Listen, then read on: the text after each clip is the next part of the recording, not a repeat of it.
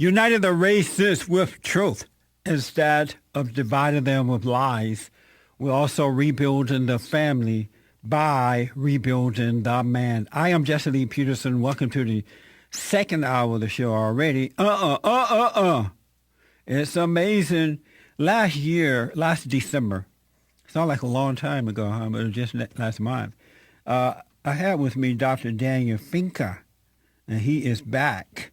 Dr. Daniel Fincke has his Ph.D. in philosophy from Fordham University, and he has a private online philosophy practice through which he teaches philosophy and counsel people about their problems.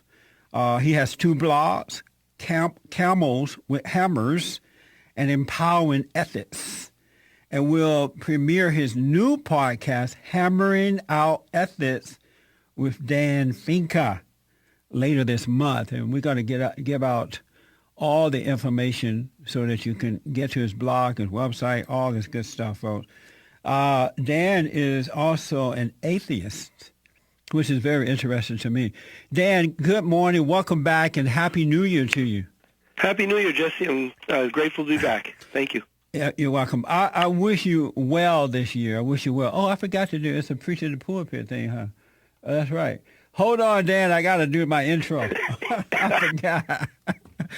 It's preachers in the pulpit. I got to do it, or my producer will punish me. That's me in the corner. That's me in the spotlight. That's right. Lots of folks are losing their religion. There we have it, Dan. I had to get that in there because I do not want to upset the producer or the audio engineer here. Trying to start the year out right. You know, Dan, I was thinking of you and our last conversation that we had. You at one point, and I want to get into this article too from Patheos. Sure. But you at one point was a Christian. Yes. And you turned away from that and became an atheist. In reading your writings here, your new article, I sense some of your language still sounded as though you're a Christian. How does one forget what they have been taught while, taught from childhood to adulthood? How do they forget what they have been taught about Christianity and become an atheist? Well, we don't forget, right? I mean, a lot of my values that made me an atheist were, to me, an extension of those Christian values, and I thought that if I was true to those values, I had to do this terrible thing and leave my faith, which was very hard for me as a Christian. And now you left your faith. It's just from my understanding, is it still with you, though, somewhat? I wouldn't say the faith is, but obviously, when you were raised with certain values your whole life, the good ones, you try and hold on to. And so there were a lot of good things I took from my Christianity, and then there were things that I thought were really harmful and that I had to reassess, and that's what I've been doing. Give me one example of a good thing you held on to from Christianity. Well, one good thing I would say is that I have a healthy sense of the value of forgiveness. Not sure that that's always a value that, while secular people have a lot of values, I don't think that they constantly talk about forgiveness kind of the way that religious, at least Christians particularly do. Right, yeah. Forgiveness is probably the number one thing in Christianity. Yeah. And so I think partly I think of myself as very sympathetic to the idea that we're all imperfect, and I think that that's a very Christian kind of mindset to recognize that we're all, that none of us are ideal. Your Patheos article, More Philosophers, Role Models, and Hypocrites. Very, very interesting article. You write, does being a moral philosopher obligate you to be a moral role model? What's your answer to that question? Well, what I wanted to argue was that just being a moral philosopher doesn't do that, right? Because as a moral philosopher, you're trying to look at this in a very intellectual level. So I don't want people to, but there's a couple of reasons why I also don't think we should think of moral philosophers as moral role models. And one of them is that I don't want people to make the wrong leap that, well, this person's really smart about morality, therefore they must be a good person. Because I think that then they start to overestimate me. I don't want them to look at me in that way. If I'm just writing articles abstractly about what's good and bad and right and wrong, I'm using arguments, and those arguments should hold up, independent of whether or not I, as a particular person, am perfectly able to embody them. And also, I don't want them to think that just because I'm really smart about this stuff, if I am, that means that, oh, I must be a great person, because you can be very smart about moral philosophy and not be a good person. They once asked Bertrand Russell, who was having an affair while he was a very powerfully influential moral philosopher, and he was having an affair, and they said, how can you have an affair while being a moral philosopher? And he said, well, I'm a mathematician, but that doesn't make me an isosceles triangle. What I don't understand about atheism, or a person who is an atheist, when they talk about morals, I'm under the impression that because they have turned away from God and our moral values come from him, I don't know how they can discuss moral values when they don't believe in them. Well, we do believe in them. We just don't believe that they come from God. It's a different theory of where they come from. It's like we could believe in the natural world. Both you and I believe in that. You believe it comes from God, and we don't. But we both agree that there's this natural world, and people have not believed. I mean, if you look at the number of people who've been Christians or monotheists, they're only a proportion of the world's population, and yet every population in the world has had moral values. What? I don't know how a human being can get its moral values from the world when the world was created by God. Everything's been set in motion by him, and everything that the world does, all the animals and flowers and the trees and the birds and the bees, their standard is according to God. And so, but I don't know how a human being get values from the earth. Well, let's put it this way, right? If you were to try and figure out the best way to build a dam, you wouldn't have to open up your Bible. It wouldn't tell you how to build a dam, or it wouldn't tell you how to build an iPod or a TV. In other words, there's a number of value projects you have. You value stopping up the water, and you can figure out how to do that. And it doesn't have to, that's pragmatic. That doesn't have to have any reference to a God to figure out, here's my goal, and here are the tools we can figure out in practical purposes to accomplish that goal. So if our goal as people is we can figure out that we like feeling healthy, and when we realize our powers, we realize our potential, we can do all that. We can figure all that out and then figure out means to doing that. And that's where morality is going to fit in. It's going to be how we coordinate together and treat each other well as we do this project of very real practical values that we can all sense. No one needs to reference a Bible to know those are good things.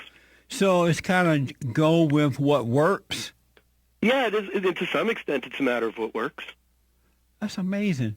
How would you define moral values? I would define moral values specifically. I would think that there's a broader category of human values. Dan, hold that thought for me. Let me take a quick break, and we'll pick up on this on the other side of the break. We'll also take your calls at 888-7753-773. Back in a moment. Dr. Daniel Fincke is with me. We will get to your calls here, talking about his Patheos article, Moral Philosophers, Role Models, and Hypocrisy.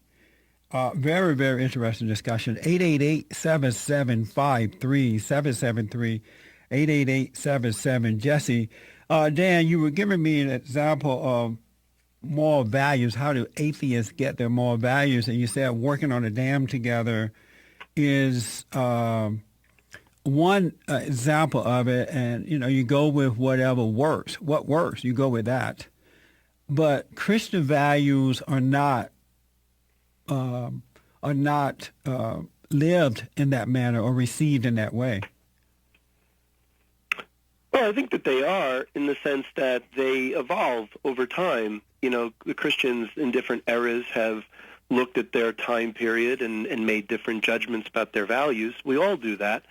And then they kind of think back, and they try and find those Bible texts which support their current values. But in different eras, they look at different texts which support different values, because they're still living in a world, and they're realizing we're having a social problem, and we think this sort of value will solve it, or something like that. And then they go back and they can read their texts and find that in there. But everybody's pragmatic about how to live in that way. But for Christians, their values don't come from the Bible. They come from God, straight from God, not from the Bible.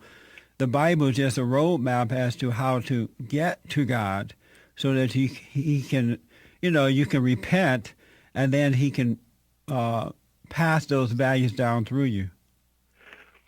Right, but I think that when you say that they come from God, what I would say is that if they're coming from your mind and from your discussions with your friends and your fellow Christians, and from your church thinking through issues, then that looks indistinguishable from just saying that's you and your friends and your tradition thinking together. It doesn't. When you say it's from God, you'd have to be able to show how that was. You'd have to be able to prove that was really God and not your own reason and your social community thinking together. When it's directly from God, you as a human being don't have to prove that. The people can see that. They can see within you, by what you're saying and your actions, that your values are straight from God. You can never prove to anyone that they are straight from him, but the evidence is within you, which God allows others to see. Now, when you say that, is that because you think that when you see someone's values, they're so good that you say, wow, that must have come from God?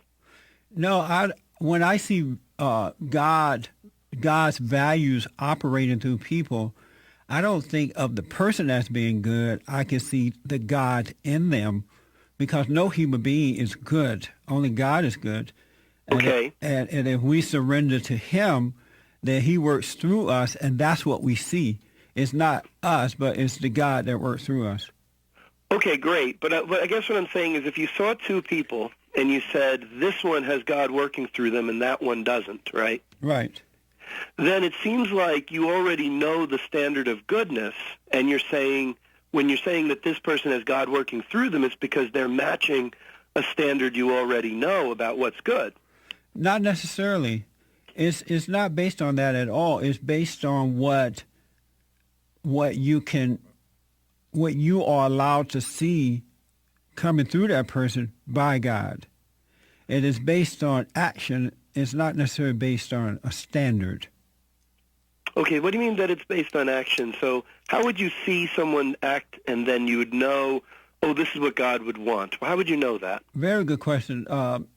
Yesterday at my Sunday morning services, we discussed loving God with all your heart, soul, and might, and love your enemy as yourself or your neighbor as yourself. When you see that operating within a person, then you see God operating through them.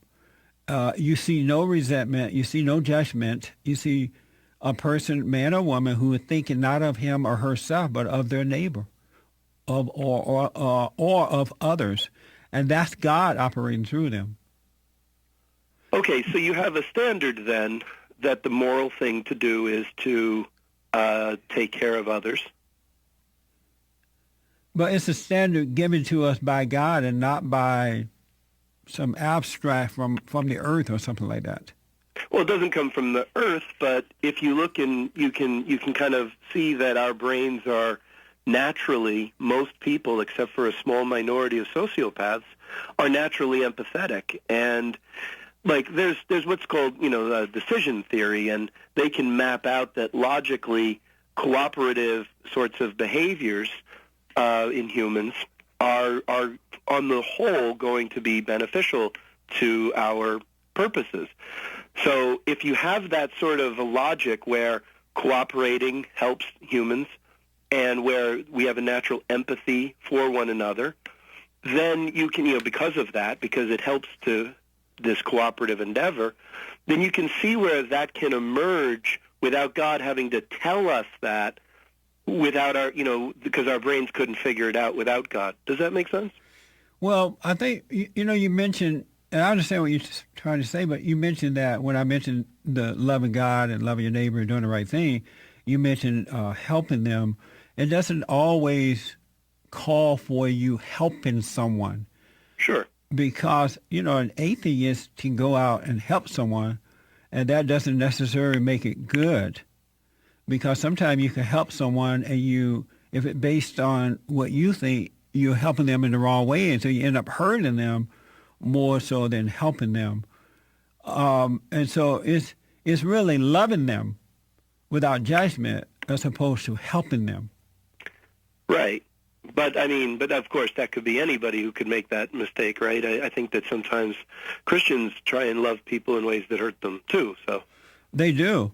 And that's because they're not allowing the God love to operate through them. One thing you said about this great philosopher, Bert, you mentioned how smart he was, but yet he cheated on his wife, which said to me that the intellect doesn't help you do good or be good. Well, I wouldn't say it's either or. I'm just saying that there's examples of people. Obviously we have people who have become clergy and devoted their lives to God, and yet they've also cheated. So you could say then being a Christian or being religious doesn't lead people to being good. People's psychologies are complex. Well, what I'm understanding about religion, because of the way that we have been, and I prefer religion rather than not having religion, but the way we've been taught about religion is preventing a lot of people from living the way God intended for us to live, because they too, some are trying to live according to God by the intellect, by way of intellect, from studying the Bible, remembering the scriptures and quoting the scriptures. That will not cause you to live. It's only live in the manner that God wants us to. It's only when you surrender completely to Him that you're able to do that. Well, yeah, and I think... But the intellect would never do that. I think from an atheistic perspective, what you could say is this, is that the intellect is important because you need to have good judgment. And Aristotle, argued that all of moral thinking has to be smart, because you have to have a skill at figuring out the right thing to do. And if you don't believe that God is going to just tell people that automatically, it requires a training. So the way a football coach or a general might have a lot of experience with circumstances and different plays and different tactics and battles, and then they're able to then in the new situation intuit what looks like the best solution because they have all this experience. And so you need this intellectual ability. But I would agree with you that just being smart abstractly about ethics doesn't lead directly into being a good person if your heart and your character aren't committed to practicing and working at it. But I wouldn't see that as divine. I think that, but I agree with you. It's not all intellectual. But intellect is important because otherwise, like you said before, you could think you're loving someone. Let me take a quick break, Dan. Sorry, back in a moment, folks. Okay, folks, welcome back. Moving right along. I am Jesse Lee Peterson. Thank you so much for being here. I do appreciate it. And again, I hope you had a good weekend. Talking with Dr. Daniel Fincke, his Patheos article, Moral Philosophers, Role Models, and Hypocrisy. Very, very interesting article. And he will get to your calls here in a minute. Dan, you write, it's intellectually and morally fraught for people to put each other on a pedestal. And I do agree that that happens, and I wish it did not happen, because once you put a person on a pedestal, it's like putting them in a godlike role, so it's not good. Yet, people do it. Do you know why? I think it's because we need role models. I think that humans try and follow what has worked and I think we look for models for our lives because it's so hard to figure out the thousands of things we have to figure out in life. So I think that we get overly hopeful that a given person may be that for us, and so we want to lean on them and then assume that they're perfect so we can stop having to think for ourselves, I think. Because we need role models. I thank God for it. All of my life, I've never put anyone on a pedestal, but there have been people that I became aware of who I could see were very smart people, spiritually smart, intellectually smart. And so I would want to learn from that person, but I still was able to see that that person is a human being capable of making mistakes as well. So I never put a person on a pedestal. So if they made a mistake, it didn't devastate me because they were never like a God to me. How can we stop people? How can people stop putting others on pedestals? Well, I mean, I think that it's important there's several things. One is that I think it's important for those who are leaders to be upfront about their weaknesses and never to put on pretensions. They still will put you on a pedestal, even if you talk about your weaknesses and what you're trying to overcome and what you're doing. They still put you on a pedestal, and it appears to have something to do with being in a position of authority or something. There is a wrong relationship with authority, and I think that's part of the problem. Yeah, I really agree. I mean, I think that the problem is authoritarianism, right? If you have a hierarchical structure, that hierarchical structure encourages people to put someone on a pedestal. So you have to actively train people to take each other down, right? So, to have regular criticism of leaders as a regular part of what goes on, instead of ever saying, well, this leader can't be criticized because, they're above. And you can't have institutions like, one of the many things that was so bad about the Catholic Church scandal was that in order to preserve the illusion of holiness, the illusion of being guided by God, you wind up having them, cover up for crimes because the mystique and the aura are being preserved instead of treating these human beings as accountable, and they just encouraged where these victims felt even less able to speak up because they had this person as a holy person, and then everyone else would back them up. So we have to have it where we deliberately set up institutional corrections for that. So you need to have an institution to teach people not to put another person on a pedestal.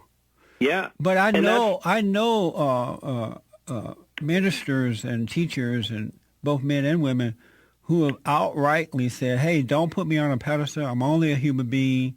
I'm just giving you the word as it is given to me, but I'm still a human being. They warn them over and over, and yet I've seen people take on the identity of that person. Not only do they put them on a pedestal, some of them, the people lose themselves to take on that person's identity, even after being warned and trained over and over and over and over again.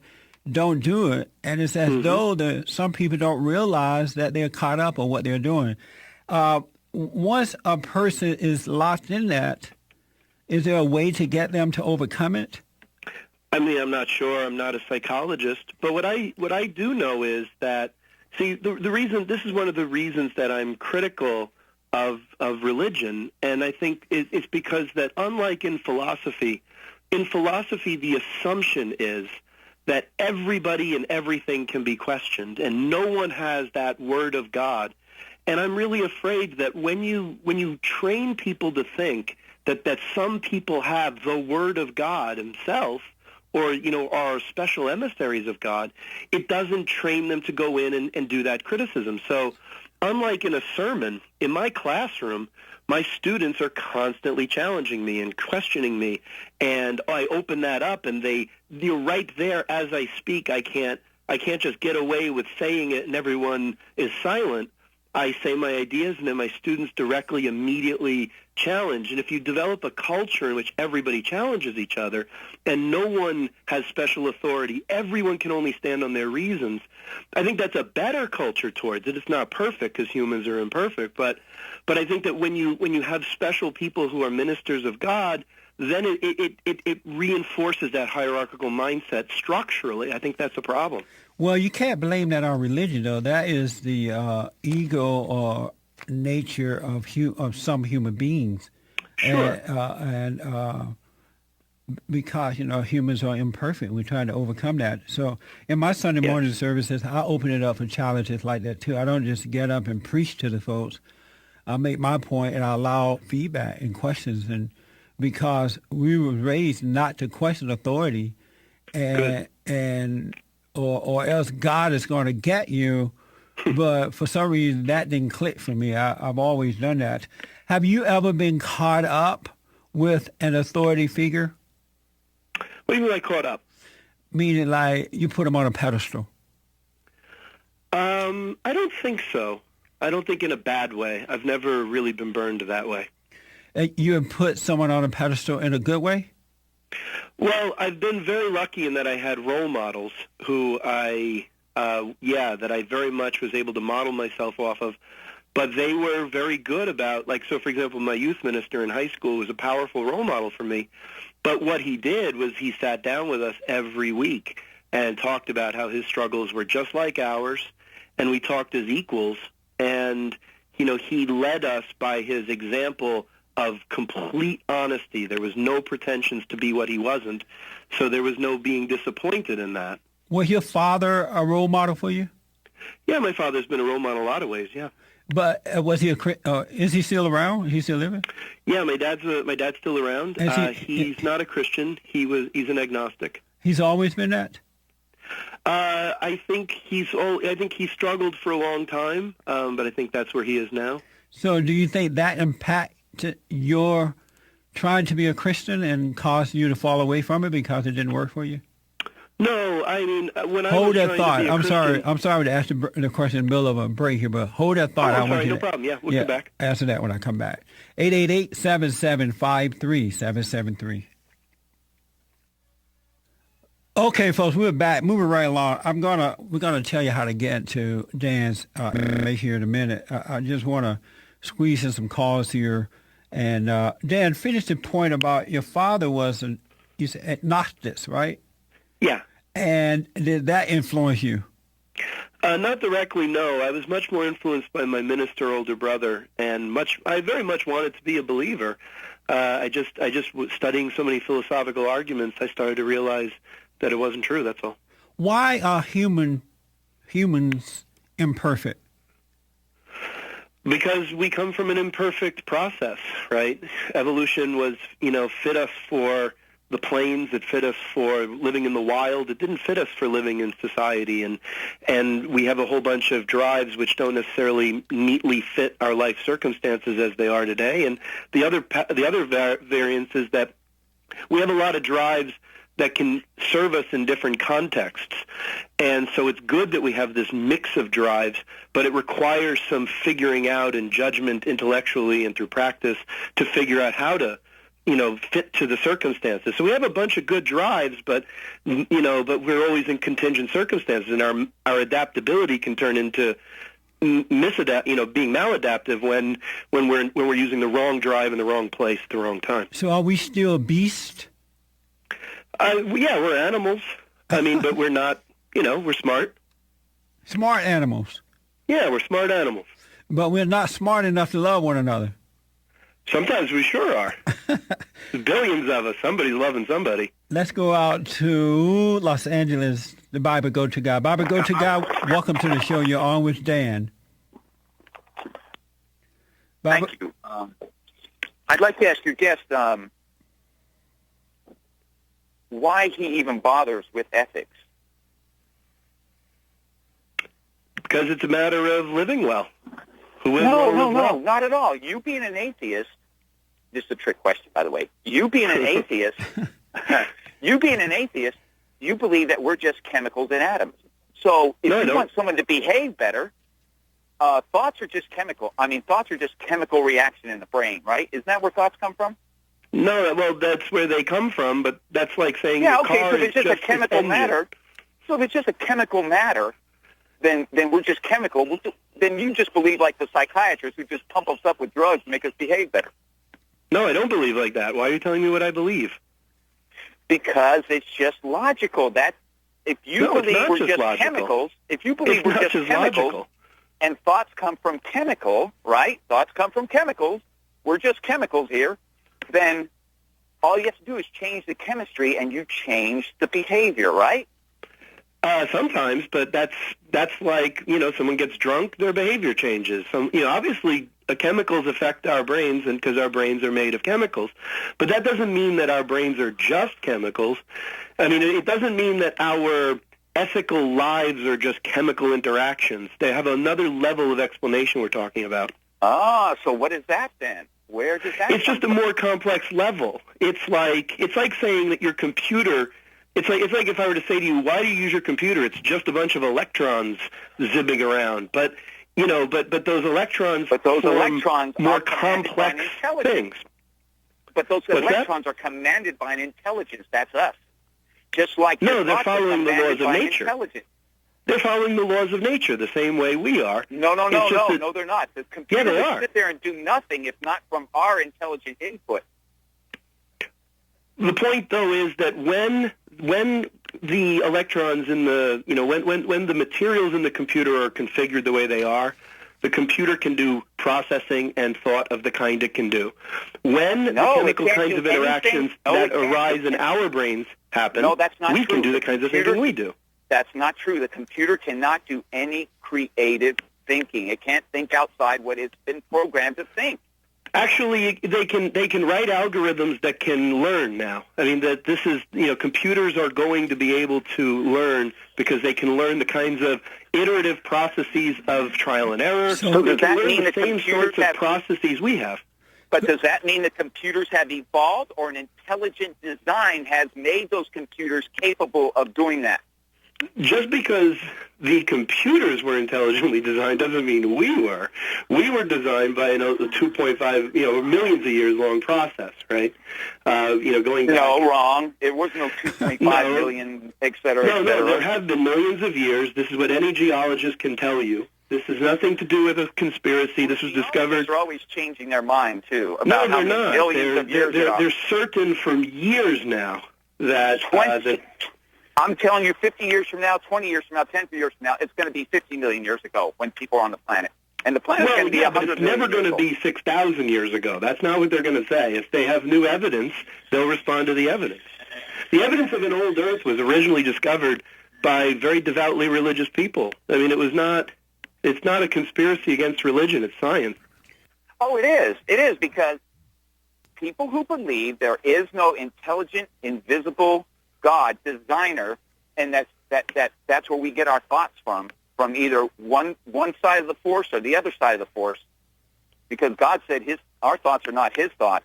So our thoughts are coming from somewhere, and they're not just being made up by chemicals. Otherwise, we'd be able to make thoughts in the lab.